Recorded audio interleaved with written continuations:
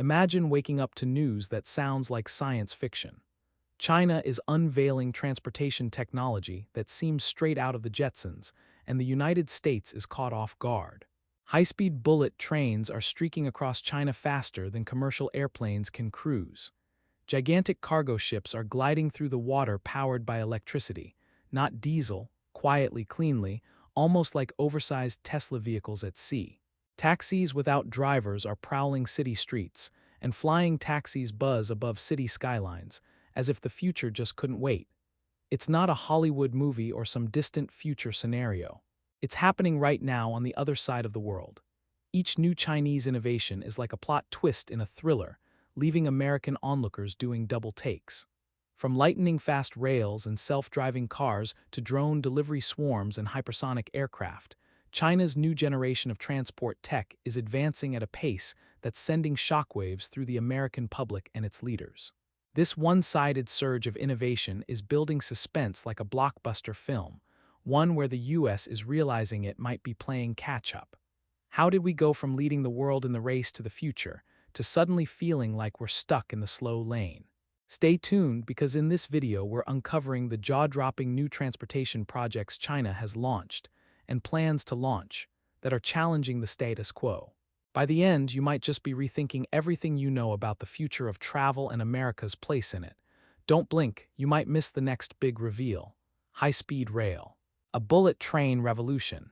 Let's kick things off on the ground, or rather above it, with high-speed rail. If you want to see the future of train travel, take a trip to China. Picture this. An American tourist boards a sleek bullet train in Beijing, sinks into a comfy seat, and before they've even finished a cup of coffee, they've zipped hundreds of miles to Shanghai. No, this isn't the Polar Express or some fantasy ride at Disney World.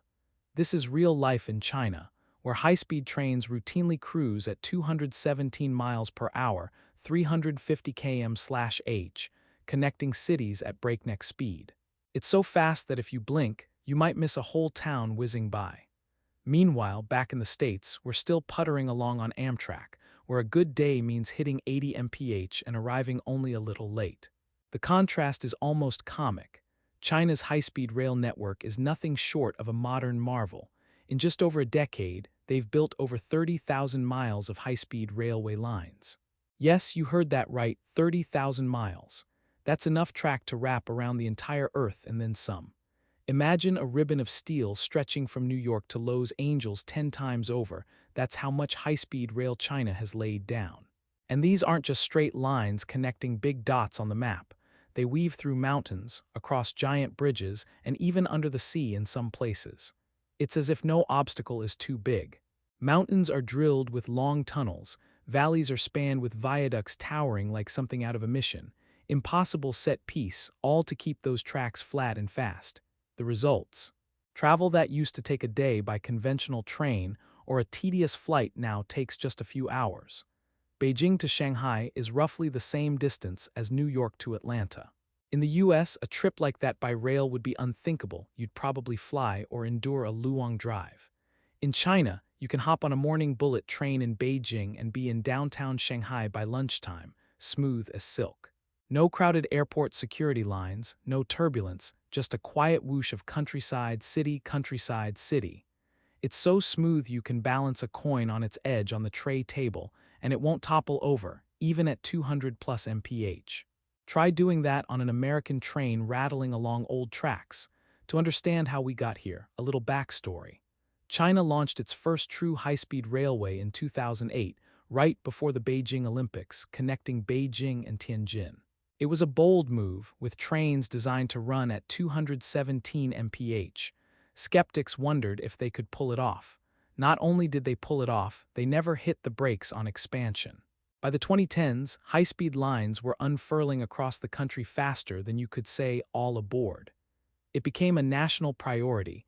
Trains became a symbol of national pride, much like the Apollo moon missions were for the US in the 60s. Except this wasn't about reaching the moon. It was about shrinking distances here on Earth. Now an American might ask, sure, they built a lot of it, but is anyone actually riding these things? Oh, you bet. Chinese high-speed trains are packed with passengers. Business people, students, tourists, everyday folks by the billions. Literally, billions of trips are taken on high-speed rail each year in China. The network forms the backbone of land travel. The way interstate highways or domestic flights function in the US, the difference is, these trains are often faster than flying when you factor door-to-door time. Think about it. If you can get from city center to city center in, say, 4 hours on a train versus maybe 3 hours flying, when you count getting to the airport, security, boarding, etc., many people would choose the train for the convenience. And that's exactly what's happened.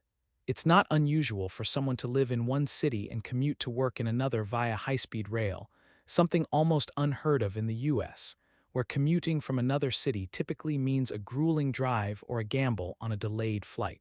Let's put some perspective in play. The United States, with all its wealth and innovation, has exactly 0 miles of true high-speed rail in operation for commercial passenger travel. Sure, Acela in the Northeast kind of counts, but averaging 65 mph with a few sprints to 150 mph isn't exactly Shanghai maglev territory. We'll get to maglev in a moment. California has been trying to build a high-speed rail line from LA to San Francisco for what feels like forever, and it's still not done. It's become almost a running joke, costs ballooning, deadlines pushed back, segments of track in the middle of farm fields with nothing running on them. Meanwhile, China went from 0 to nearly 50,000 km, about 30k miles of high-speed rail in about 15 years. That's like if, starting in 2005, we in America built an entire interstate highway system again from scratch by 2020, but for bullet trains. It defies belief, but it happened. Technologically, these aren't your grandpa's trains. We're talking cutting-edge engineering. The trains, called fuxing trains, meaning rejuvenation, the symbolism is not lost, are streamlined like jetliners. They've got noses so long and sleek that they look like cruise missiles on rails. Every inch is designed to slice through air with minimal resistance, because at 200 mph plus, air drag is a big deal. They use advanced signaling systems that allow trains to safely follow each other with just minutes of spacing. On some busy corridors, you see one bullet train whoosh by, and a few minutes later another one barrels through. It's like watching a well-timed choreographed dance at 200 mph. It's almost hypnotic. And get this, some of these trains are autonomous. Yes, self-driving bullet trains. On at least one high-speed line, the Beijing-Zhangjiakou line, opened for the Winter Olympics, the trains can operate on autopilot, accelerating, cruising, and braking precisely at stations without a human at the controls. They still have drivers as backup, but the AI is doing the work. It's as if China mashed up their prowess in AI with their train tech to create the ultimate smart train. Meanwhile, in the US, some of our metro subways can't even run reliably without hiccups, and here we have 200 mph robots on rails abroad. Feeling a little envious yet? China isn't resting on its laurels either. Hold on to your seats, because they've already debuted a next-gen bullet train prototype called the CR450. The number 450 hints at its top potential speed. They're gunning for 450 km/h test speed. That's around 280 mph with an operational speed around 400 km/h, tilde 249 mph. Think about that, 250 mph on the ground. That's faster than a typical small aircraft cruises. At that speed, a train would beat a plane on trips up to, say, 600 to 800 miles when you count airport hassle. China's basically saying, we conquered 217 mph, now let's break our own records. They've rolled out prototypes of this train loaded with tech. Lightweight materials, improved aerodynamics, even the undercarriage is streamlined to reduce air drag underneath. Thousands of sensors to monitor every component in real time, and fancy new magnetically controlled suspension for stability. They even tweaked the shape to cut noise so passengers feel like they're sitting in a library rather than a rocket. If all goes well, these could enter service in a couple of years, making the world's fastest train even faster. For Americans, it's like imagining Amtrak unveiling a train that could go from Boston to Washington, D.C. in under 2 hours, and actually having the dedicated track to let it rip. Seems like fantasy, right? In China, it's imminent reality. Humor me for a moment. If you've ever taken an Amtrak long-distance train, say the cross-country ones, you know they mosey along, sometimes so slow you can literally jog alongside one for a bit. Please don't try that at home, though. There are places out west where freight trains have priority and the passenger train waits and waits. It's quaint and scenic, sure, but calling it high-speed would be like calling a bicycle a race car. So the average American's idea of train travel is a far cry from what Chinese commuters experience daily. It's almost like two different centuries. Now, here's where the suspense builds. If you think these ground rockets are impressive, wait till you see how China's taking speed to the next level off the rails, literally. The bullet train era is incredible, but what comes next pushes the boundaries of physics in a way that will truly shock you. Ready to go even faster? Let's talk maglev. Maglev trains floating on air at breakneck speed. So you thought 217 mph on steel rails was fast. China says, hold my beer. Enter the world of maglev trains, where wheels are overrated and touching the rails is so last century. Maglev stands for magnetic levitation, and it's exactly what it sounds like. Trains that float above the tracks using powerful magnets, zooming along with almost no friction. If high-speed rail is the sports car of trains, maglev is the rocket ship. China's been dabbling in maglev for a while. In fact, Shanghai has had a maglev train since 2003 that shuttles people from the city to the Pudong airport. That was a kind of early experiment, and a successful one at that. It hits about 267 mph, 430 km/h, in the span of a few minutes, making it the fastest commercially operating train in the world for many years. And it feels every bit like an amusement park ride when it launches. People's ears pop from the acceleration. You're tilting in your seat like you're on a gentle roller coaster as it banks along the guideway.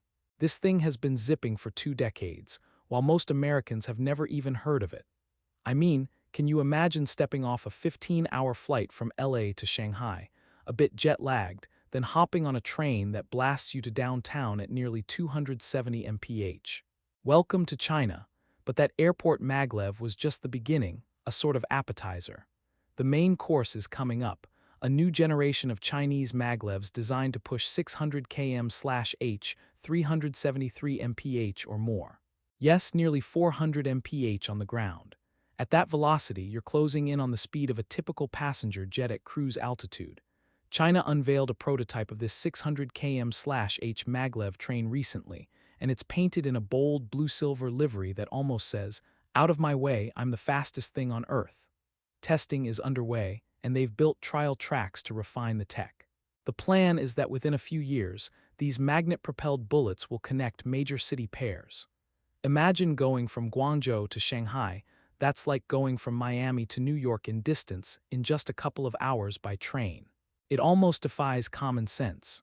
So how does maglev magic work? Without getting too technical, it uses electromagnetic forces to lift the train a few inches above the track, no wheels touching, and push it forward.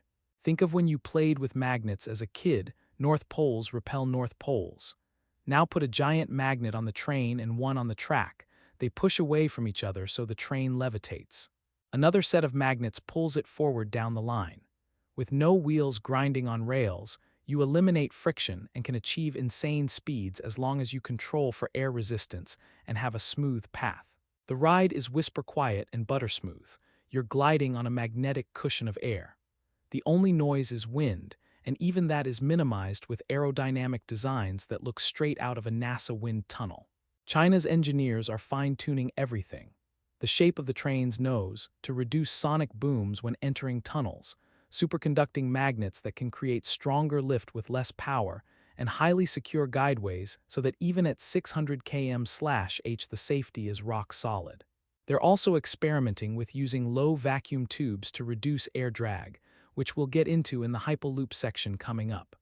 Yes, the Chinese are effectively combining maglev with vacuum tunnels. Think maglev on steroids, but hold that thought. Now if you're in the US hearing this, you might think, didn't we think of maglev too? And yes, the concept's been around. The Japanese have a maglev under construction between Tokyo and Nagoya that promises 310 mph speeds. They've tested faster. Even the US has toyed with ideas. There was talk of a maglev from Washington, D.C. to Baltimore, a short hop, about 40 miles using Japanese tech, but it's stuck in the land of maybes and environmental reviews. In China, on the other hand, they're like, why limit ourselves to 40 miles? Let's connect entire megaregions. It's like the difference between daydreaming about owning a Ferrari versus actually building a fleet of them. Let's throw in a metaphor. Imagine the road runner from Looney Tunes with that signature meep meep. Zooming off, leaving Wile E. Coyote, let's say that's the US in this metaphor in a cloud of dust. The road runner is these Chinese maglev projects. They're moving so fast and with such single-minded purpose, it's almost comical. And America is left holding an Acme rocket wondering why it hasn't taken off yet.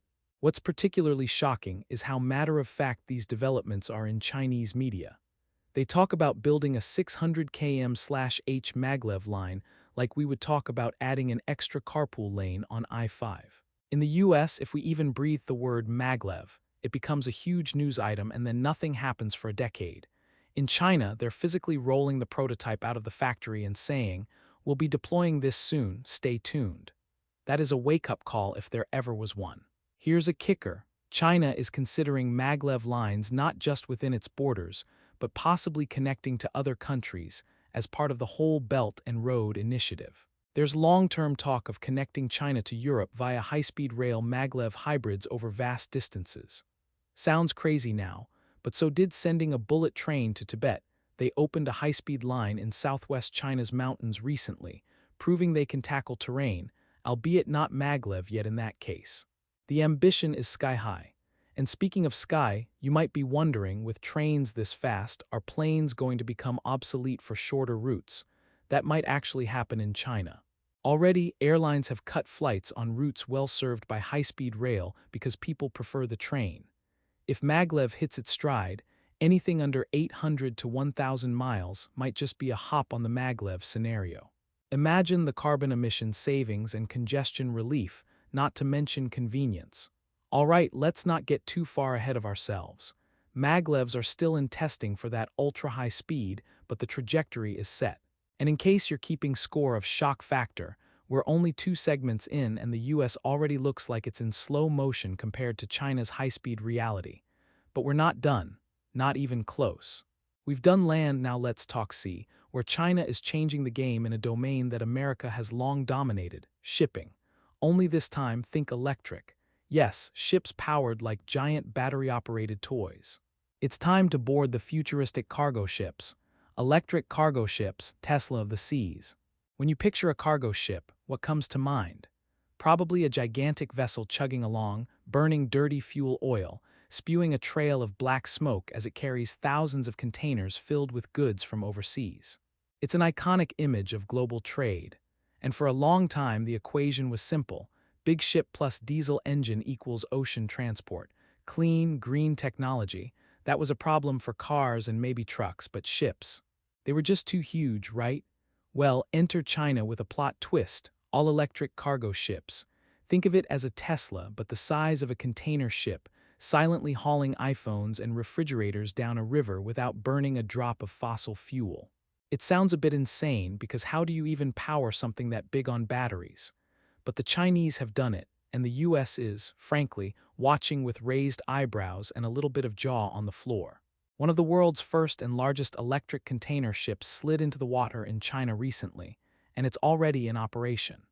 Picture a vessel about 700 TEU in capacity, that's TEU meaning 20-foot equivalent units, basically one container 700 of those, so not as huge as the mega ocean-going ships, but big enough to be a serious cargo ship. This thing, instead of a roaring diesel engine room, has a battery pack. And not just any battery pack, a gargantuan one, tens of thousands of kilowatt-hours of lithium batteries. We're talking enough battery capacity to power a small town. It's a big floating battery with a propeller attached. The ship is operating on the Yangtze River, doing runs between coastal ports and river ports, quietly plodding along like a gentle giant. Every 50 or 100 miles, it can swap out its battery containers at charging stations set up along the route. Yes, swappable batteries for ships similar to how you'd swap AA batteries in a gadget, just scaled up to industrial proportions. They've got these battery containers that crane on and off, so while one set of batteries is supplying juice to the ship, the others that were swapped out are back at the port recharging. It's an ingenious solution to the age-old problem of batteries. Recharging takes time. The Chinese answer, Don't make the ship wait, just swap the batteries and keep it moving and charge the spares on the side. Kind of like a pit stop in NASCAR, but instead of changing tires and refueling, they're exchanging massive battery packs the size of shipping containers, all in a matter of minutes. The result: this electric ship can go hundreds of miles without emitting any exhaust. No sulfur, no soot, no greenhouse gases from the vessel itself. For context, traditional cargo ships use something called bunker fuel, a sludgy, tar-like heavy oil that is one of the nastiest fuels out there. One giant cargo ship can emit as much pollution as millions of cars. Ports around the world have issues with air quality because of all the diesel from ships and trucks. Now imagine replacing a bunch of those short-haul feeder ships that go from big ports to smaller ports along coasts or rivers with electric ships. The difference to air quality and emissions is massive. China sees this as a key to greening their logistics and also a competitive edge. These ships can operate in areas with stricter emission rules without a hitch. From a technical standpoint, it's mind-blowing. The sheer weight of the batteries is huge, but ships can carry heavy stuff easily, they're buoyant by nature. The challenge is packing enough energy. They've managed to load about 50,000 plus kWh of batteries on board. For perspective, that's like 500 Tesla Model S cars worth of battery. It gives them a decent range, and then swapping extends that further. They also equip the ship with smart systems, an AI that manages energy usage, routes, and speeds optimally. So the ship can, for example, slow down a bit if it calculates it's ahead of schedule, to conserve energy and make sure it reaches the next swap station without issues. The software is essentially co-captain. Now the first time an American naval architect or shipping company exec hears electric cargo ship, they probably chuckle or say maybe in 20 years. But the timeline has been pulled shockingly forward.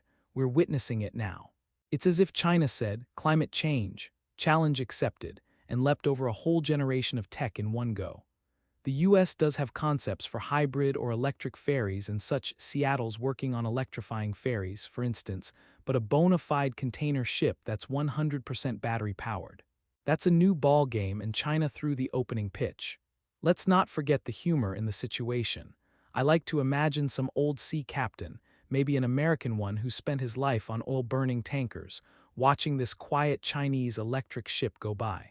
It doesn't belch smoke, it doesn't make the deep thrum sound of a diesel engine. It just whooshes along silently. The old captain spits out his coffee and goes, "What in tarnation?" It's a bit like seeing a ghost ship because it upends so many expectations. A ship that big should be loud and dirty, but here it is, proving otherwise. And China isn't stopping at one. They've launched a couple of these in experimental service and plan to scale up. They're talking about larger ones, longer routes, and integrating electric ships into port operations seamlessly. Speaking of ports, teaser, we'll delve into crazy automated ports soon. Having electric ships fits right in with automated, electrified ports of the future where cranes and vehicles are all electric too. The whole chain from factory to destination could be done with renewable energy if they get it right. Now, you might be thinking, sure, a river coastal ship can be electric because it can swap batteries often, but what about the huge transoceanic ships that cross the Pacific or Atlantic? Batteries aren't quite there yet for a 2-week journey with no recharging. That's true right now. Fully electric is ideal for short haul. But China's development here is crucial because it's pushing battery and charging tech to new heights. It's laying the groundwork for a future where maybe ships use a combination of batteries and other tech like hydrogen fuel cells, or even small nuclear reactors, who knows. But make no mistake, the first steps are being taken now. The US might find itself buying or licensing this tech if we don't develop our own. I mean, wouldn't it be ironic if in 10 years the port of Los Angeles is filled with Chinese-made electric barges shuttling containers around because we didn't innovate them ourselves? There's also a strategic angle. If shipping can be done with electricity, it can ultimately be powered by domestic energy like solar, wind, etc., reducing reliance on imported oil. China sees long-term benefits here in energy security and cost control. The US loves to talk about energy independence. Well, here's a path that we're not even on the trail of yet when it comes to maritime. One more thing. The combination of electric propulsion and automation could mean crewless or reduced crew ships in the future. There have been experiments, some in Northern Europe with autonomous electric ships, like a small Norwegian container ship that's both electric and can sail itself. Think about Chinese ports linking up with autonomous electric ships. The whole system could become highly automated, efficient, and green. That's like sci-fi level logistics. Alright, so we've got bullet trains, levitating trains, and battery-powered ships on the roster. If you're feeling a little overwhelmed by the pace, you're not alone. It's a lot to take in, and we're just getting started. But catch your breath, because now we're shifting gears to something a bit more familiar, yet equally futuristic: vehicles on the roads that drive themselves. Yes, let's talk about how China is taking the lead in autonomous vehicles and making even KITT from Knight Rider look old school. Autonomous vehicles, robocar revolution on wheels. Cruising down a Beijing boulevard in the backseat of a car with no driver. It sounds like a scene from a sci-fi movie, or maybe a prank show. But in today's China, this is becoming a real experience for everyday people. Autonomous vehicles, AVs, those self-driving cars we've been promised for years in tech demos, are hitting the streets in China in a big way. And guess what? The US, home of Silicon Valley and inventors of the automobile, is watching this unfold with a bit of a gulp. Because while we've been testing and slowly deploying in tiny pockets, like Waymo in Phoenix or Cruise in San Francisco, China is rolling out robo-taxis and autonomous buses in multiple cities at a scale that screams. They're serious about this, and they're in the fast lane. Picture this scenario. It's a Saturday night in Shenzhen, a tech megacity often dubbed China's Silicon Valley. A group of young friends leaves a restaurant, and one of them takes out their smartphone to hail a ride. Within a few minutes, a sleek electric car pulls up to the curb. The doors open gullwing style, because why not add some flair, and the friends pile in. Where's the driver? There isn't one. The front seats are empty, save for maybe a bouquet of sensors on the dash and a "relax, I'm driving myself" kind of message on a screen. The car smoothly pulls away, navigating the city traffic like a seasoned local, while the passengers chit-chat or maybe watch a built-in TV. No one's paying attention to the road, because the car is doing that just fine. It drops them at their next destination, and off it goes to pick up another fare. This isn't fantasy, it's already happening in pilot programs. Companies like Baidu, the Google of China, Pony AI, AutoX, and even ride-hailing giant Didi are deep into this game. They've got designated zones in cities like Beijing, Shanghai, Guangzhou, Shenzhen, Wuhan, and more, where fleets of autonomous taxis are ferrying real passengers. At first, they had safety drivers, someone behind the wheel just in case, but more and more we're seeing fully driverless operations. Beijing even approved a zone where Baidu's Apollo Go service can operate with no safety driver at all, just an empty front seat. When that news hit, Americans in the AV industry took notice, because in the US only a couple of companies have gotten to that point, and only in very limited areas. China is scaling it up fast, so how did they get here? For one, the Chinese government and local city authorities are all in on the idea. They cleared certain districts for testing, put up the infrastructure like extra sensors at intersections, V2X communication, where vehicles and traffic signals talk to each other, and basically told these companies, "Go ahead, make this work, we'll support you." The result was like hitting the nitrous in a fast and furious car. Progress accelerated. Suddenly, you have dozens of self-driving cars doing food deliveries in one city, and autonomous shuttle buses looping around a tech park in another. From a technical perspective, these cars bristle with tech. They've got rooftop LiDAR sensors spinning around like little UFO saucers, giving the car a 360-degree laser scan of its surroundings. They have cameras, radar, ultrasonic sensors, you name it. The AI brain on board, often an NVIDIA or Huawei self-driving computer platform, processes all that data in a split second to make decisions. And importantly, many Chinese AVs are connected via 5G networks to cloud systems that help them out. Think of it like a hive mind. Each car can share data with a central brain, which can coordinate multiple cars or feed them extra knowledge about traffic conditions ahead. It's a bit different from the US approach, which has mostly been about the car doing everything autonomously without network help. China's approach leverages their ultra-fast 5G infrastructure. The car isn't just smart on its own, it's part of a larger smart city system. That's a big advantage in some ways, because the car can see around corners if the traffic camera at the intersection tells it there's a pedestrian approaching, for instance. Now, for Americans, the idea of trusting a robot car might be unnerving. We're used to being in control, or at least another human being in control. But consider this, every new technology has that phase of fear. Elevators were once operated by human attendants because people didn't trust automatic lifts. Now we step in and just expect the elevator to take us up or down when we press a button. Perhaps robo-taxis will be similar. In China, people seem to be taking to it pretty quickly, especially younger folks who are more tech-savvy. Some of them find it novel and fun like, "Hey, I rode in a robot car today." Others might just shrug and say it's a convenient way to get home from the bar without worrying about a human driver having a bad day. The competitive angle here: the more miles these autonomous systems drive, the smarter they get. China is racking up autonomous miles like crazy thanks to these citywide programs. That means their AI is learning faster. It's like training a muscle: the more reps, the stronger it gets. The US has a lot of tech talent and companies working on this too, but we might end up seeing Chinese and American cities diverge. In a Chinese city, you might commonly see cars with no drivers in 5 years, whereas in an American city outside maybe SF or Phoenix, you might not. And that's shocking because it flips the script on who's leading in high tech.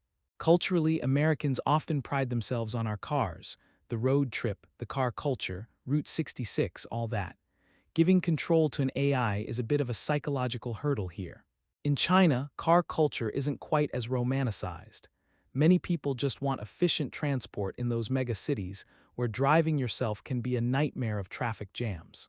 If a robot can do it and let you relax or play with your phone, many are like, "Sign me up." So adoption might come faster simply because of that mindset difference. Let's toss in a fun American pop culture nod. Remember Total Recall, the Arnold Schwarzenegger movie where he hops into a Johnny cab, a driverless taxi with a goofy robot in the front? It was a little creepy and comedic then. Well, reality is catching up minus the creepy mannequin driver. The cars are the drivers now. Or think Knight Rider's KITT Michael Knight's Trans AM that could talk and drive itself. We loved that in the 80s. Now imagine a whole city of KITTs. Except maybe they don't have the sarcastic personality, or maybe they will, if they program them to have a voice assistant chat with you on the ride. It's the stuff of childhood imagination coming true, just not exactly in the way or place we envisioned. One can't talk AV without mentioning safety. How safe are these things? So far, the record in China's trials has been good. Few minor incidents, nothing major that we know of. They're extremely cautious about that because one bad accident can set the whole industry back. The sensors basically never get distracted, never get drunk, never fall asleep, all advantages over human drivers. But they can be caught off guard by weird scenarios unless trained. That's why these pilot zones exist, to iron out the kinks. Every odd scenario, like a pedestrian dressed as a dinosaur, true story, an engineer mentioned a system freaked out seeing an oddly costumed pedestrian, gets fed back into the algorithm so next time it handles it gracefully. Now, beyond taxis, think about trucks. China has a shortage of long-haul truck drivers just like the US does. Companies there are testing self-driving trucks that can follow a lead truck in a convoy or even run solo on highways. Picture the I-10 or I-95 lined with convoys of robo-trucks drafting each other for efficiency. That could be the future in China and here if we catch up. It might put Smokey and the Bandit out of a job, who remembers that classic trucker movie, but it signals a major shift in how goods move. And if China perfects it first, their logistics could become super efficient and cost-effective compared to ours. All of this autonomous driving tech is a bit of a Sputnik moment for the US, Sputnik, the 1957 satellite that scared the pants off America because the Soviets beat us to space. It spurred the US to launch the space race. Now we're seeing parallels. China's leaps in AI-driven transport might just spur America to double down on innovation. At least, one would hope. Because let's face it, nobody wants to be left behind watching another country live out the futurist dreams that originated in part in American labs and science fiction. Speaking of flying out futurist dreams, it's time to leave the ground entirely. We've tackled roads, rails, and seas, now our journey heads upward.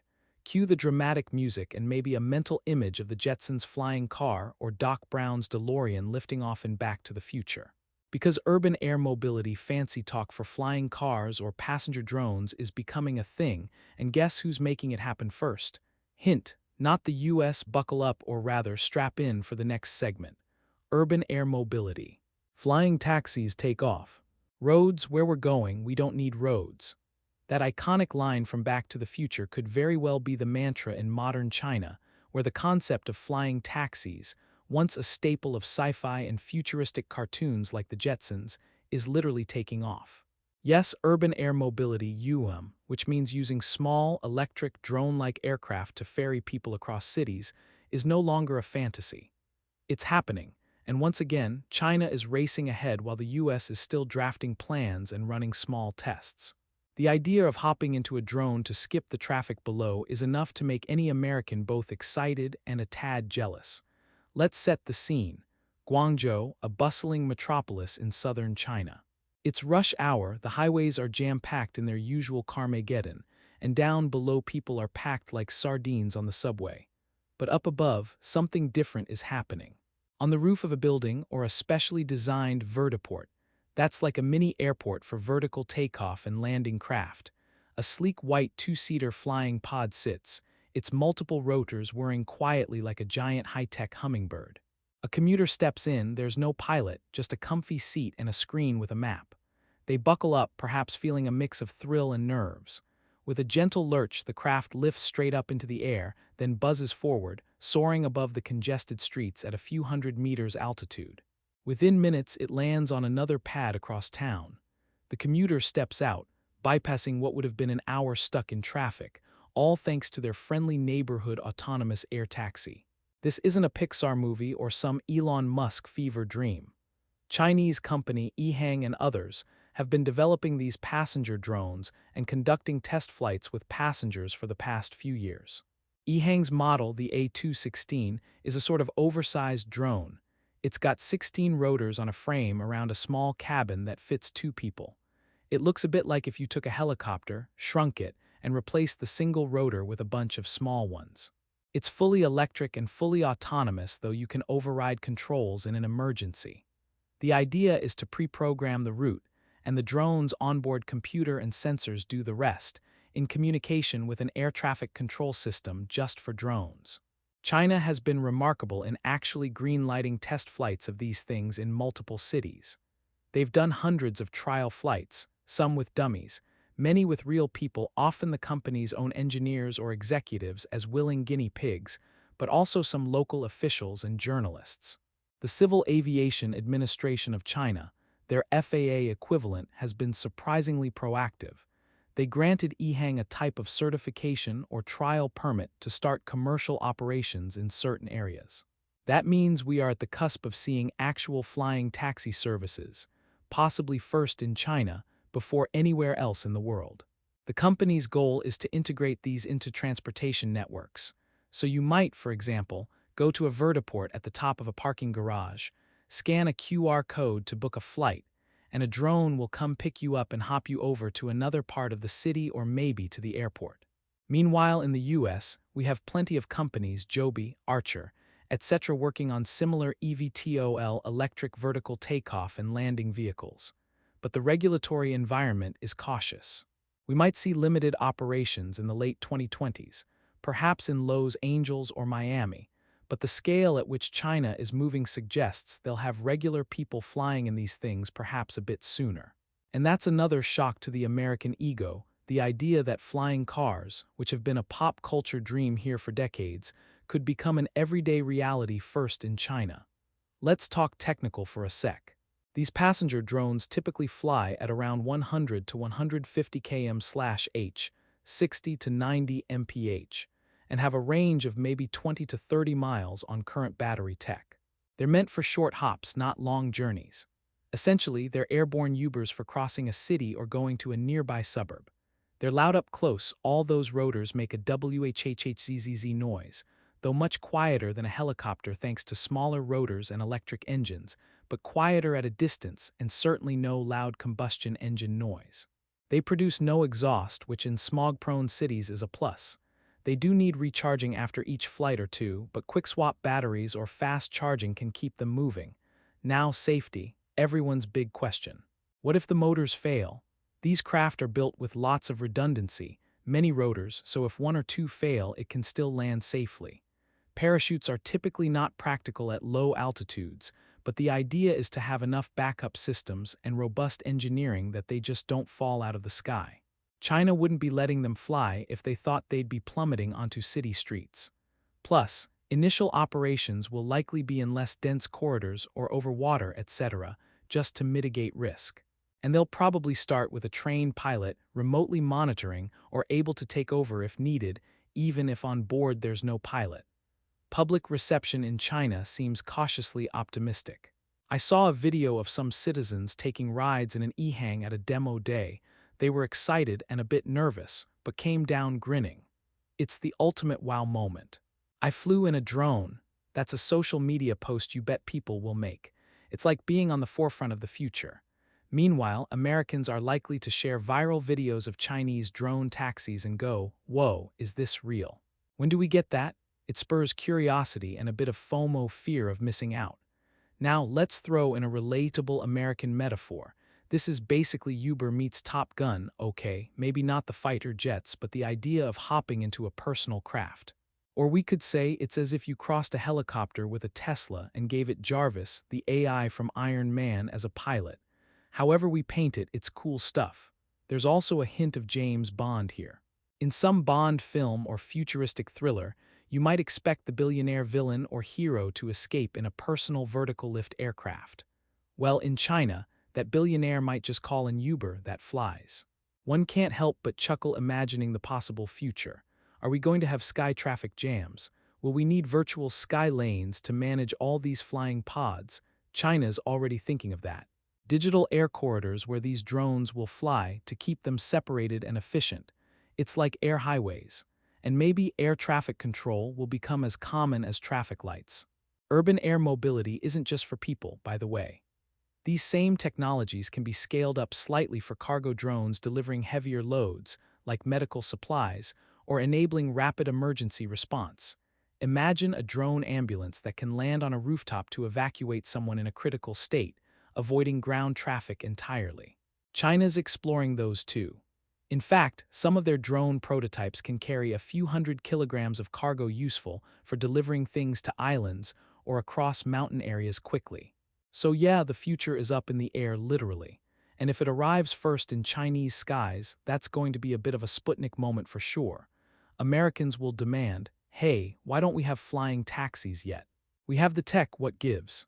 And it might push the FAA and others to hurry up, one hopes, provided it's all done safely. Now, if you think flying at 100 mph across town is cool, how about flying at 3000 mph across the globe? Because the next topic is going to crank the dial to 11, we're moving from small drones to supersonic and hypersonic aircraft. Yes, we're talking passenger planes that could fly several times the speed of sound. It's the return of an era, Concorde style, and pushing into new realms, Mach 5 plus. And guess who's making big moves there too? Let's dive into the stratosphere. Supersonic and hypersonic aircraft. The need for speed 2.0. I feel the need for speed. That classic Top Gun line could serve as the anthem for the next chapter of global aviation. For a few decades in the late 20th century, humanity flirted with supersonic passenger travel, most famously with the Concorde. That gorgeous delta-winged bird could fly from New York to London in about 3 hours, cruising at Mach 2, twice the speed of sound. But Concorde was retired in 2003, and since then, if you wanted to fly fast, you were basically out of luck.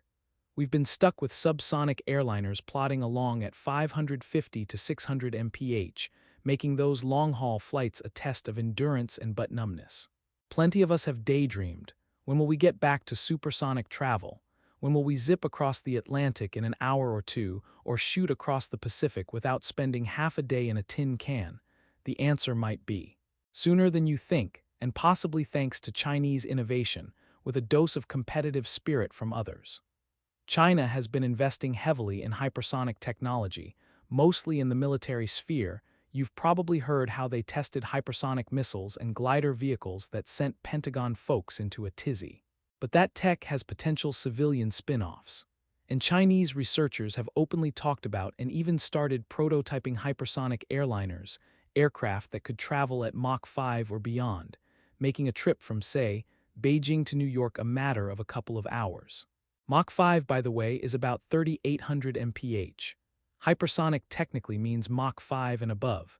At those speeds, you are dealing with extreme heating of the airframe, plasma forming around the vehicle, and all sorts of Star Wars-sounding stuff.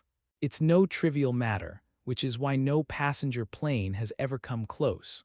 But before we get to hypersonic, let's talk about the more near-term supersonic projects.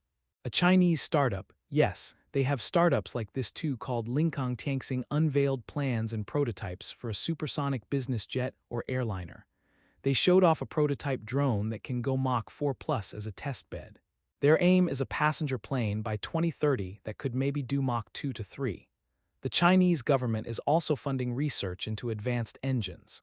One group recently demonstrated a prototype scramjet engine that could potentially push to Mach 9 or even higher using jet fuel. They boasted about an engine test for Mach 16, under certain conditions, which if one day applied would be game-changing. Now the US isn't totally asleep here. Companies like Boom Supersonic are developing a Mach 1.7 airliner. Boom's plane is called the Overture, targeting about 2026 for first flight. NASA and Lockheed are working on a quiet supersonic tech to reduce sonic booms with the X-59 program. But again, China's involvement is crucial. If they succeed, it puts pressure on everyone else to catch up. And here's the kicker. Supersonic travel might come with China offering routes that an American or European airline might have to buy planes for. Imagine in 15 years, you could fly from LA to Shanghai in 5 hours on a Chinese hypersonic jet. Would you do it? Heck, if it's safe and priced not astronomically, many would. It's either that or 12 hours in a regular plane.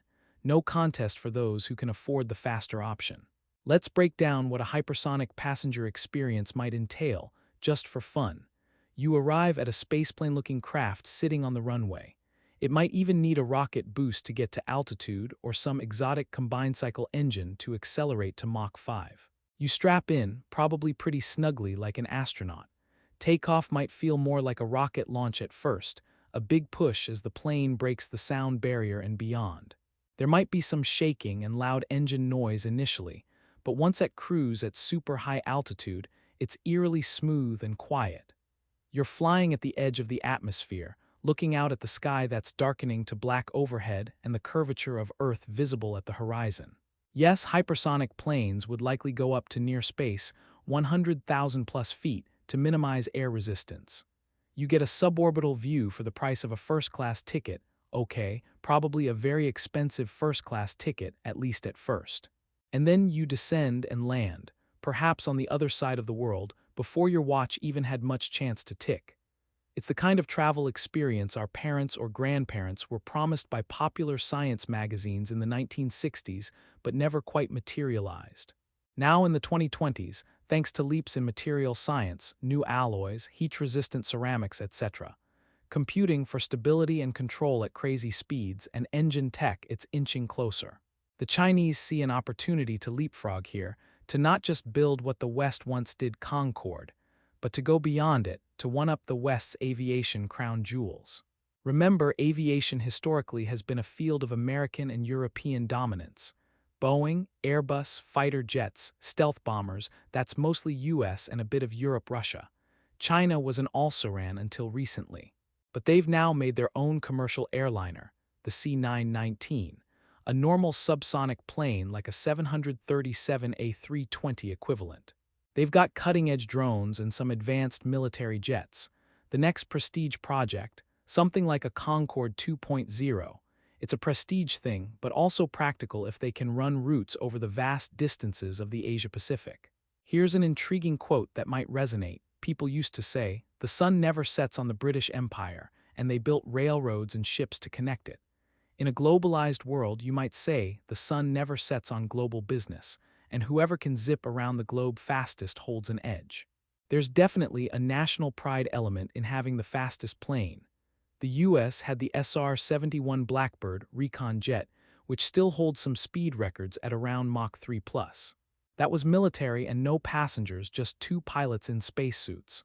Imagine a civilian plane beating that speed, carrying tourists or executives. It would be a flex on the world stage. Humor sighed. At Mach 5, you better drink that coffee quick, because it might cool off from supersonic winds or you'll be landing before you finish it.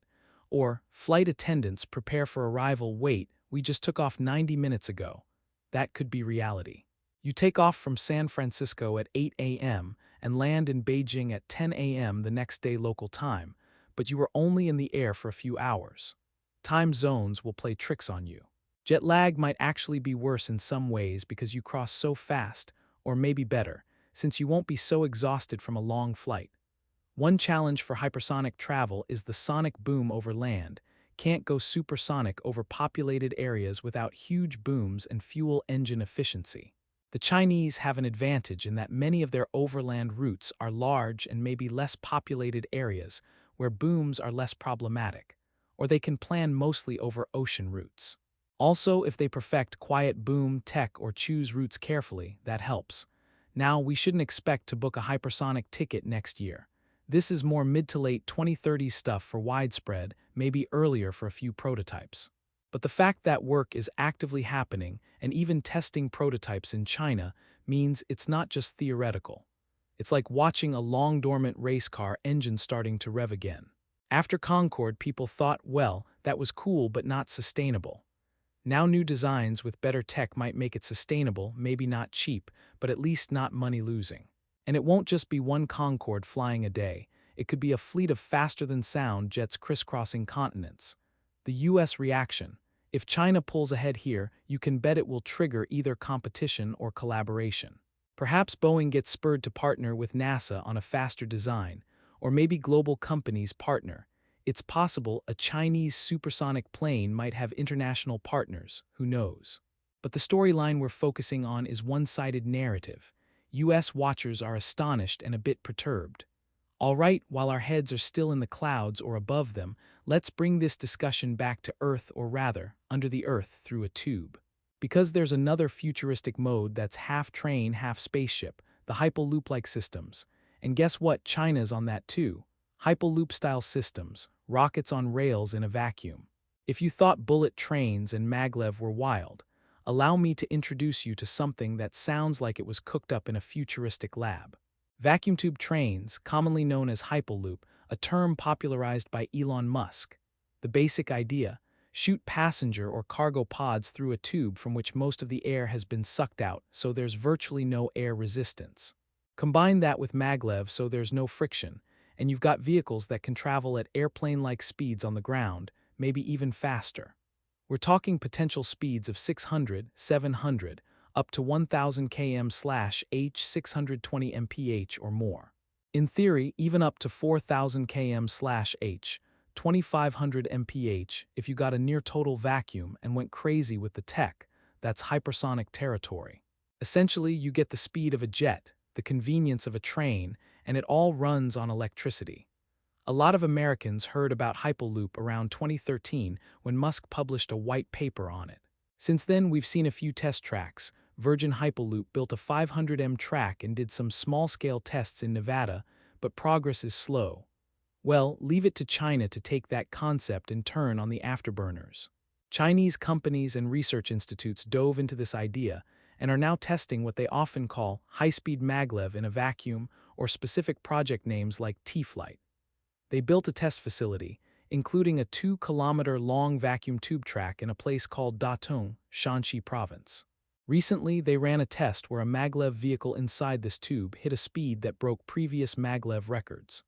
They haven't publicly said exactly how fast that test went, but prior to the partial vacuum, they'd gone 623 km/h on a normal maglev track, and in the low-pressure tube they apparently surpassed that. Some sources imply they might have gone well over 700 km/h in that experiment, inching closer to the 1000 km/h goal. The fact that they've built a physical test track is huge. Hyperloop had been largely conceptual in the West, barring short demo tracks. China building a multi-km vacuum tube to test its scale puts them at the forefront of making hyperloopish travel real. If this continues, they could plan a full-length route in the coming decade. Imagine a sealed tube connecting two major cities in China, maybe Beijing to Shanghai, whisking people in 45 minutes for what's now a 4.5-hour train ride or 2-hour flight. It sounds like an engineering moonshot, but they're actually working on it. Now, hyperloop tech is tricky. Maintaining a vacuum over long distances is an engineering headache, leaks, structural integrity, etc. But the Chinese approach has been incremental. First, build a short tube, test maglev in it. Next, maybe build a longer one. I've heard talk of a 60 km test line possibly in the works. Step by step, solve problems, scale up. It's very reminiscent of how they approached high-speed rail decades ago. Start with a short high-speed line near Beijing, learn, then expand out until you've spanned the nation. They have a method to their madness. For Americans, Hyperloop has been kind of a punchline lately, one of those cool in concept, but where is it? Technologies. We joked about taking a Hyperloop to work like we once joked about jetpacks. It's in that bucket of future stuff we're not sure will really happen. Meanwhile, China is there building it and testing it while we poke fun at the idea. Who's going to have the last laugh? Maybe the guys who end up riding to work in a 700 mph levitating pod. An everyday metaphor. Remember those old drive-through bank tubes that would whoosh a canister with your check to the teller? Hyperloop is basically that, supersized for humans. Sucking out air to zip something fast through a tube is not new, it's 19th century tech, pneumatic tubes. But doing it with people at hundreds of mph is the new twist. So it's like China took a Victorian-era concept, married it with Star Trek tech, and voila. One of the Chinese visions is to create a 1-hour travel circle among major city clusters. For example, they want travel between all major cities in the Yangtze River Delta, Shanghai region or Pearl River Delta, Guangzhou Shenzhen region to be under an hour. High-speed rail already does a lot of that. For longer distances, Hyperloop tubes could connect those clusters to each other also within an hour or two. That effectively could turn the entire Chinese economy into something incredibly interconnected. If you can commute 1,000 miles in an hour, your talent pool, economic reach, everything expands. The US by comparison might feel like it's stuck in molasses, where going from New York to Chicago still takes a 2-hour flight plus a lot of hassle or a 20-hour drive. The term flyover country exists because we don't connect our cities well on the ground. China might eliminate the concept of too far for a day trip within their country. Now sure, Hyperloop has skeptics. It's expensive, potential safety issues. What if there's a breach in the tube? Do you get ejected like a popped balloon? China's advantage is having the will to at least try it out at large scale with government backing that can absorb trial and error. They can build a $10 billion pilot Hyperloop, and it's seen as an investment in possible game-changing tech. Whereas in the US, raising $10 billion for Hyperloop would require convincing a lot of folks and maybe fighting tons of political battles. On the lighter side, if Hyperloop does become reality, we might have to reimagine action movies. Instead of a runaway train in a disaster film, maybe it'll be a runaway Hyperloop pod. Speed 3. Hyperloop, Keanu Reeves has to stop a capsule going 700 mph in a tube, or else, actually, that sounds terrifying. Let's hope nothing like that ever happens. Safety will have to be top-notch with multiple fail-safes, like emergency brakes, sectioned airlocks, escape procedures, etc. The Chinese engineers, no doubt, are working on those aspects too. So to recap this insane trip so far, we've gone from China's massive high-speed rail conquest, to floating maglev trains, to battery-driven ships, to ghost-ride taxis, to flying robo-taxis, to jets that push the sound barrier, and to vacuum tube trains that could outrun jetliners. If your mind isn't blown yet, we have a couple more stops, and these next ones are less about speed and more about the sheer scale and efficiency with which China is transforming transportation infrastructure. Let's head back to sea level for a moment, to the unsung heroes of global trade, ports. Only the ports we're about to see are not your grandpa's ports with rusting cranes and workers hollering over walkie-talkies. Nope, we're talking futuristic port automation, where robots and AI orchestrate a symphony of logistics that would make Amazon's warehouses look like child's play. Onward, futuristic port automation, robots at the docks. While flying cars and hyperloops grab headlines, there's a quieter revolution happening at the harbors that keep the global economy moving. You might wonder, ports. What's so exciting about ports? Well, imagine a sprawling container port, those massive yards with stacks of multicolored shipping containers as far as the eye can see, giant cranes perched at the dockside, huge ships coming in loaded with goods. Now strip away much of the human hustle-bustle and replace it with a fleet of autonomous vehicles, automated cranes, and an AI brain coordinating the whole ballet. That's what's unfolding in China's most advanced ports. They have built terminals so automated and efficient that when foreign delegations visit, they often react with "Wait, where are all the people?" Take Shanghai's Yangshan port, for example. Shanghai is the world's busiest container port, and a big chunk of its throughput now goes through an automated terminal. The cranes that load and unload containers from ships are operated by AI-assisted systems or remote operators sitting in comfortable control rooms, perhaps with a cup of tea, far from the noisy dock. These cranes precisely latch onto containers and move them like they're picking up Lego bricks, swiftly and safely. Once a container is on the dock, instead of a diesel-spewing truck coming to pick it up, an automated guided vehicle AGV, basically a driverless platform on wheels, rolls under, lifts the container, and then carries it off to a stacking yard. These AGVs are often electric and guided by GPS and sensors, following pre-programmed routes and dodging each other with elegant choreography. At the stacking yard, automated stacking cranes. Imagine a crane on rails that can move horizontally and vertically arrange the containers into neat piles, again with minimal human intervention. All this happens 24/7, without coffee breaks, without shift changes, without the risk of human error causing an accident. In the control center, a handful of engineers monitor the computer systems and handle any exceptions or issues that crop up. But largely, it's software and machines doing the heavy lifting, literally. China now boasts about 18 fully automated port terminals and many more partially automated ones. They're not just retrofitting old ports. They're building new ones from scratch with automation in mind. Think of ports like Qingdao, Tianjin, Xiamen, Guangzhou. They all have highly automated sections. Tianjin's newest terminal even touts 5G connectivity linking everything, allowing controllers to operate equipment remotely with almost no latency, and feeding data to AI systems that optimize the flow of containers. Why does this matter? Efficiency and throughput. A port that can move containers faster can service more ships, meaning less waiting time for vessels. Time is money in shipping and quicker delivery of goods to their destination. It also means ports can operate relatively smoothly even under pandemic conditions or labor shortages. Remember the big port snarls in the US during the pandemic. Ships queued for days off Los Angeles Long Beach. Part of that was sheer volume, but part was also the difficulty of ramping up operations quickly under stress. An automated port can ramp up by just speeding up the software cycles and deploying more AGVs if they have them.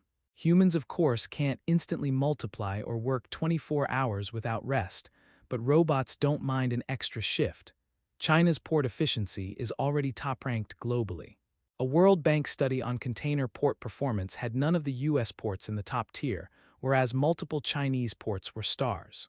One stat: the port of Shanghai handled over 47 million TEU, 20-foot equivalent units in a year. That's a mind-boggling number of containers. To achieve that, they lean heavily on tech. In some sense, it's like comparing a manually assembled car to one built in an automated factory. The automated one is just going to be faster and possibly more consistent. Now, of course, port automation can be a sensitive topic. It involves replacing human labor with machines. In the US, unions have resisted full automation because of job concerns. In China, the approach has been more top-down. They go for it where it makes sense and transition labor to other roles.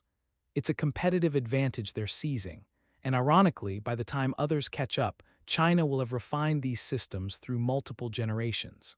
Think about it, in a few years, an automated Chinese port paired with those electric AI-driven trucks we talked about, and electric ships could mean a product is manufactured, containerized, loaded, shipped, unloaded, and delivered to a store with almost no human touching it from factory to retail shelf.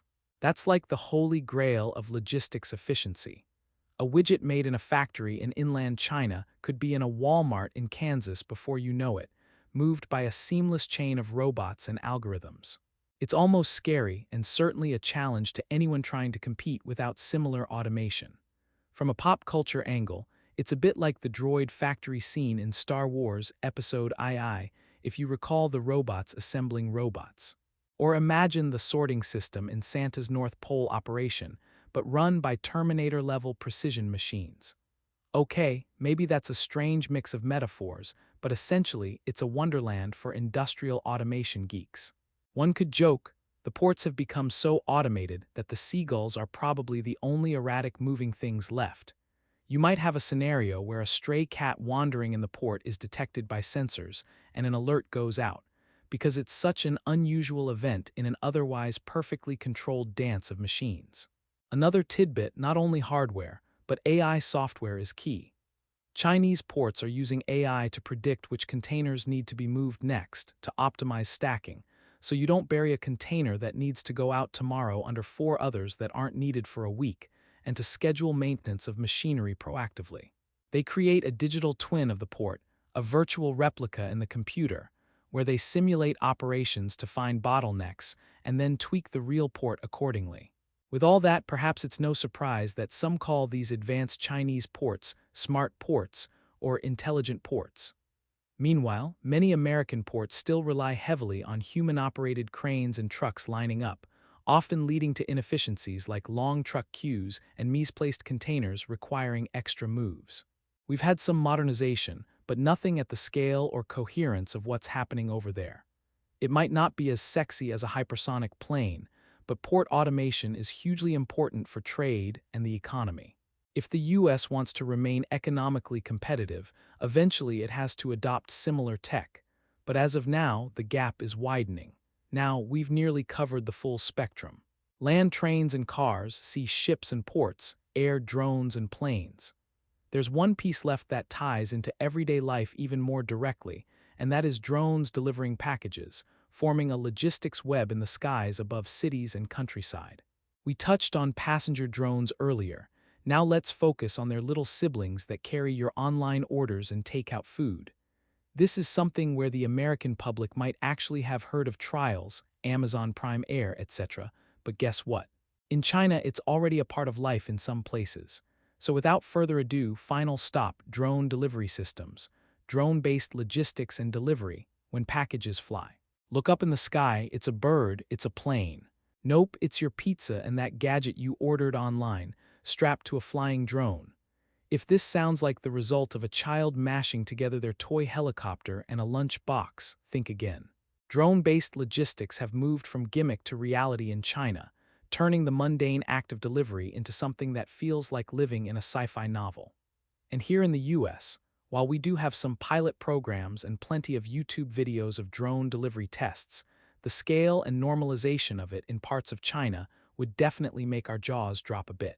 Let's start with the Chinese consumer experience. Imagine you're at your office in Shenzhen, craving a late afternoon milk tea from your favorite shop 2 miles away. You grab your phone, place an order through an app like Meituan or Alemi, the big food delivery platforms. Instead of a delivery guy weaving through traffic on a scooter, the app might give you an option. Drone delivery to the rooftop or a nearby pickup point, ETA 10 minutes. You click yes because, well, why not? Over at the tea shop, the staff loads your freshly made drink into a special container and hooks it onto a small quadcopter drone. The drone takes off from the roof of the shop and zips over the city at a few hundred feet altitude. It doesn't have to stop for lights, it doesn't get stuck in traffic. Guided by GPS and cellular data links, it heads to your office building. On the roof or a designated spot nearby, there's a little landing pad. The drone lands and notifies you with a ping on your phone. You go up and retrieve your drink from the cargo compartment, maybe scan a code to unlock it. Boom, you just got a drone delivery in the middle of a bustling city. This is not a hypothetical for some residents of Shenzhen or Guangzhou. Companies like Meituan, which is like China's DoorDash/Uber Eats equivalent, but also does a million other things, have operated thousands of such drone delivery flights. They've set up dozens of routes in several cities. They tend to use fixed routes from one point to another, like from a mall with lots of restaurants to a designated pickup kiosk in a residential area. So it's not yet the case that drones fly everywhere randomly. They have sky routes, kind of like bus lines in the air. But customers have gotten used to going to a nearby kiosk where a drone will drop off their food, scanning a code, and grabbing their goodies. It's faster and sometimes even cheaper than a human courier, no tipping a drone, right? Then there's JD.com, one of China's big e-commerce giants like Amazon. They started testing drones for parcel delivery, particularly in rural areas a few years back. In remote villages or mountainous areas, delivering a small package by road could take a long time. But a drone can cut straight across a canyon or over a hill. JD set up drone delivery stations where packages are loaded and then flown out to villages, where either they drop them off at a local post point or even lower them by winch if no good landing spot. They've effectively created a network in some provinces that saved villagers hours of travel to the nearest town. During the pandemic lockdowns, drones were used in some places in China to ferry medical supplies to isolated villages as well, showing the utility of the tech beyond just convenience. Now the US isn't totally out of the game.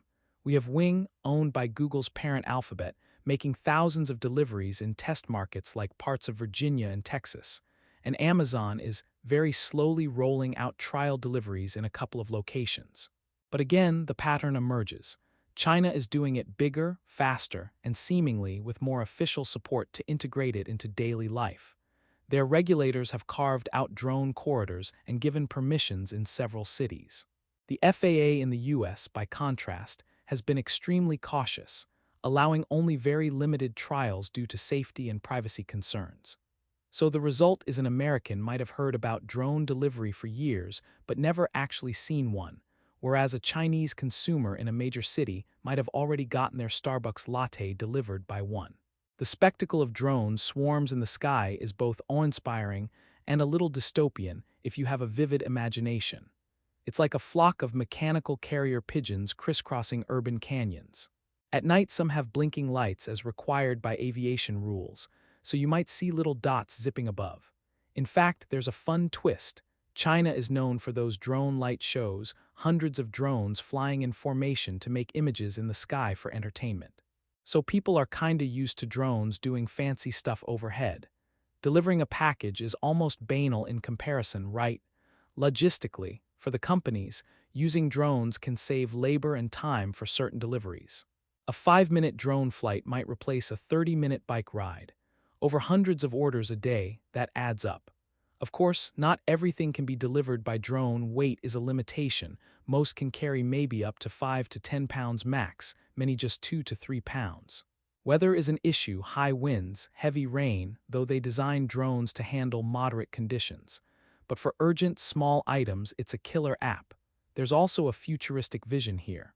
Drone ports or hubs on city outskirts where larger delivery drones could land, dropping off cargo that then gets transferred to smaller drones or ground vehicles for final leg. Even talk of blimp motherships releasing drones. Amazon patented something like that. I wouldn't be surprised if somewhere in China a company is tinkering with a large drone mothership concept, because they have the manufacturing prowess with companies like DJI dominating the drone market globally. Side note, ironically, Americans who buy camera drones mostly buy DJI, which is Chinese. So China not only uses drones internally, they export them en masse. They own that market. Let's throw in a bit of humor. We used to joke when pigs fly. Well, in parts of China, it's now when dumplings fly because you can get your dumplings delivered literally through the air. Or the stork delivered the baby is an old saying. Maybe future kids will ask, "Mom, do drones deliver babies too?" Okay, hopefully not anytime soon, but who knows with emergency medical drones. One can imagine an American tourist in, say, Shanghai, looking up and seeing a drone zoom by with a bag of something, asking their friend, is that someone's dinner up there? Yes, it is. It's the future served hot. Now, all these advances from rails to rockets to robots paint a picture of a country charging ahead, determined to redefine how things and people move. The narrative we've weaved is one of China leapfrogging, innovating, and implementing at speed and scale, while the US is portrayed as, frankly, a bit flat-footed and astonished. It's a suspenseful story because it raises the question, what will the US do? In our video, we won't get too deep into prescriptions, but the underlying challenge is clear. It's like a new space race, but across every dimension of transport. Americans watching this might feel a mix of admiration, anxiety, and inspiration. Perhaps a little competitive fire is exactly what's needed. So, as we reach the end of this journey through the future of transportation unfolding right now, let's wrap up our narrative and hit home what it all means in a grand finale. Conclusion: racing into the future, will the US catch up? From bullet trains that blur the landscape at 217 mph, to sky taxis plucking people out of traffic and whisking them above the skyline, to drones delivering Kung Pao chicken to your doorstep, China's new generation of transport is nothing short of a wake-up call. It's as if the script of the future got a rewrite, and America is no longer the only lead actor. China has entered the scene with blockbuster tech and a dizzying pace of deployment, leaving the US audience in a mix of applause and apprehension. As Americans, this narrative can hit close to home. We remember our own golden ages of innovation: the transcontinental railroad, the Wright brothers' first flight, the moon landing, the invention of the microprocessor, the creation of GPS and the internet. We're a nation of pioneers at heart.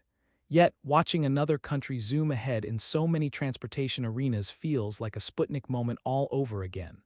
Sputnik, of course, was the catalyst that spurred NASA and an entire generation to push harder and faster to reclaim the lead in space. Are we at that juncture now with transport tech? One thing's for sure: sitting still is not an option in the face of such leaps. The suspense in our story comes not just from marveling at what China's doing, but from wondering how the US will respond. Will we double down on our own high-speed rail projects, finally giving Americans fast, reliable trains that make traveling the country a breeze? Will we unleash our tech titans and entrepreneurial spirit to develop even better autonomous vehicles, and perhaps a flying car industry that could compete or collaborate globally? Will American engineers build the next hyperloop or supersonic jet that leapfrogs even what we've seen here? We have the talent and the ideas: Silicon Valley, renowned universities, companies that are at the cutting edge in many fields. But as this one-sided narrative shows, ideas alone don't win the race. Action and execution do. China has been executing like there's no tomorrow, pouring concrete, laying rails, coding AI, launching prototypes, turning science fiction into the daily 9 o'clock train or the lunchtime delivery. It's high time we match that energy. There's also a lesson in vision and consistency. Many of China's projects are decades in the making, guided by long-term plans. Perhaps we in the US can take a page from that playbook. Think big, think long-term, and back it up with investment and policy stability. After all, the interstate highways and the Apollo program were products of a clear vision and sustained effort. We've done it before, we can do it again. That said, this isn't just a tale of competition, it's also one of inspiration. The technologies we've explored are incredible tools that could benefit all of humanity. If China's developments lead to cheaper, safer tech, the US can adopt and improve upon them too, and vice versa. There's room for collaboration amidst competition, for setting global standards on safety and environmental impact, for example. Maybe the hyperloop that gets built connecting US cities uses components originally tested in China, and an American breakthrough in battery tech ends up powering Chinese electric ships. The world is interwoven like that. For now, though, our story's angle is clear. The US has been shaken awake. The imagery of being shocked in our title isn't just hyperbole. It genuinely captures how many Americans feel when they first learn about the extent of China's transportation revolution. It's a mix of wow, that's cool, and uh-oh, we're behind. But that shock can be good. It can jolt us into getting our act together. So, as the credits roll on this video, what's the takeaway? Is it that America has been outdone? Or is it that the race is on and we still have plenty of laps to go? I'd say it's the latter. The finish line, a world of ultra-efficient, fast, and clean transportation, benefits everyone, and it's anyone's guess who will cross it first or in what fashion. But one thing's certain: the race just got a whole lot more interesting. In true American spirit, we might just respond with something bold. Perhaps a new initiative, call it an infrastructure Apollo program, to revolutionize our own transport. Maybe public sentiment shifts to demand those bullet trains and drone deliveries, and our system responds. Competition can light a fire under us. It has before, and it can now. In the meantime, we'll keep a close eye on what's happening across the Pacific. Because as we've seen, the future is not waiting around. It's under construction, in flight, levitating, and autonomously driving right now. And whether it's on a high-speed train in China or a startup lab in California, the next breakthrough could be one innovation away. So to all our viewers, thanks for riding along on this journey. Pretty thrilling stuff, isn't it? If you're as amazed and maybe as motivated as we are, hit that like button and subscribe for more deep dives into the cutting-edge changes shaping our world. And let us know in the comments. Which of these Chinese transport innovations blew your mind the most, and what do you think America should do in response? The future is coming fast. In some places, it's already here.